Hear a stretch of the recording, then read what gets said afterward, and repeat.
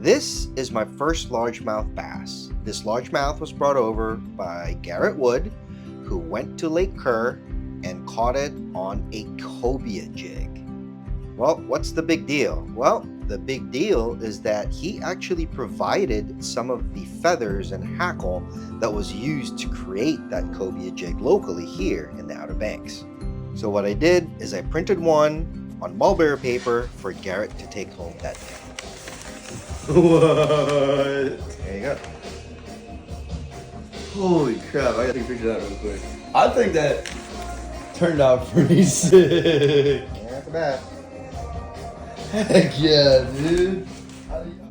The first one went to Garrett, but I decided I'd actually like to have one or two for my collection. We've been going to a lot of these markets recently, and a lot of people have actually asked me for originals, and this was a perfect opportunity to make a few more prints for myself. The next day, I decided I think I'd like a full color largemouth bass. Largemouth bass are pretty cool. They got some pretty large mouths, I guess, hence the name largemouth. But what's cool about them is their colors change slightly dependent on where they are caught or live in. In this particular case, it looks like it could have lived in an area where there's a lot of grass. There's a lot of greens, a lot of browns on it, and being that it is a largemouth, they do like to hang out around structure because they are ambush predators. When they see a bait fish, they'll do a quick chase, but most of the time, they just kind of hang out there. They open up their mouth, and with one big gulp, they just suck the bait right in. I guess having a large mouth would be perfect for that.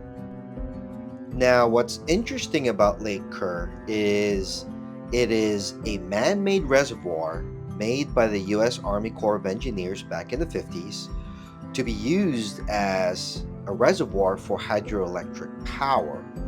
They also use that as a way of flood control to be able to control the amount of water that comes down. Now, before dams were put in, striped bass used to migrate up and down that area. Striped bass are anadromous, which means they live in saltwater and they spawn in freshwater. Once the dams were put up, they were no longer able to head down to the coast, and what ended up happening is they found a way, they ended up reproducing and growing all in freshwater. From my understanding, Lake Kerr holds the largest reproducing body of striped bass in the state of Virginia. Okay, that's enough about striped bass. Let's get back to this largemouth. As I was adding paint and some layers, I noticed that the edges where I had pressed down on the paper a little bit too much ended up tearing in a tiny little spot, and then I ended up finding a second spot where there was a little bit of a tear. So what I did was I patched it up using some scrap mulberry paper and I glued it from the back. Well, being that this fish was so round and so thick, it was just a matter of time where I was going to end up getting a hole. And sure enough, I got not one, not two, but three holes. So I did a quick fix, patched it up from the back, and continued working. With all the base coats and base colors done, the next day I proceeded to go ahead to do the detail work.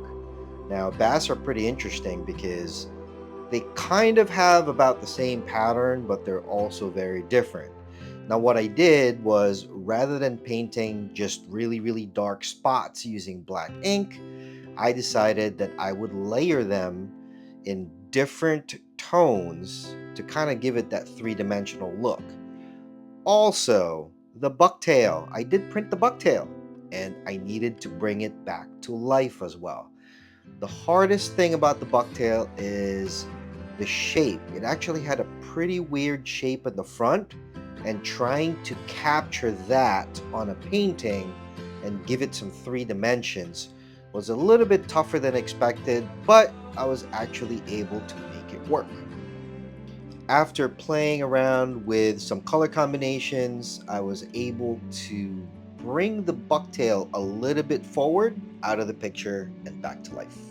I always save the best for last, and that is the eye. I spend a little bit more time on the eyes usually because that is the most important part.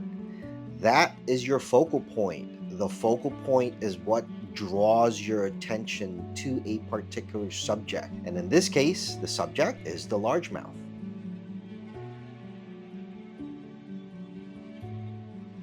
The mount. Oh, the mount.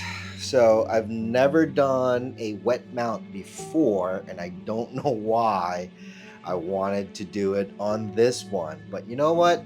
I'm going to do it. Oh, what's in the pot? Okay, let's rewind a little bit. The glue. Traditionally, rice flour is used as the glue to stick mulberry paper onto another piece of paper or a backing board. Now, we had some rice flour, but I couldn't find it, and I didn't want to bother the wife because she knows where everything is. For me, I just give up. I used flour. I know it'll work. That is what I used to mount the paper on a piece of foam backing board. I carefully laid the glue on the backing board, applied the mulberry paper on top to make sure that I got all the bubbles out, and then once I actually got that mounted and dried up for a couple of hours, I decided to complete the painting of the bucktail. And as you can see, I added one little tiny detail on the bucktail, and that is to recreate the leader that was tied onto the loop. After giving it another hour or two to make sure it was fully dry, I found some extra frames, got the glass for it, got it installed, and now here is the final product of the largemouth bass Gyotaku from Lake Kerr. Let me know if I did it right. From making fishing lures and printing fish, these are one of the few things I like to do, and that's to bring them back to life in the form of Gyotaku.